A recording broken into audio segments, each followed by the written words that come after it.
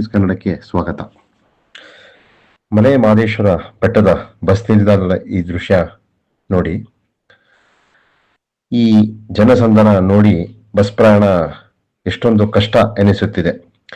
ಯಾವಾಗ ನೋಡಿದ್ರು ಬಸ್ಸು ಹತ್ತುವಕ್ಕಾಗ್ಲಿ ಇಳಿಯೋದಕ್ಕಾಗ್ಲಿ ಪಡಬಾರದ ಪಾಡು. ದೇವರ ದರ್ಶನಕ್ಕೆ ನೆಮ್ಮದಿಯಿಂದ ಸಂತೋಷದಿಂದ ಹೋಗಿ ಬರಲು ಸಾಧ್ಯವೇ ಆಗುತ್ತಿಲ್ಲ.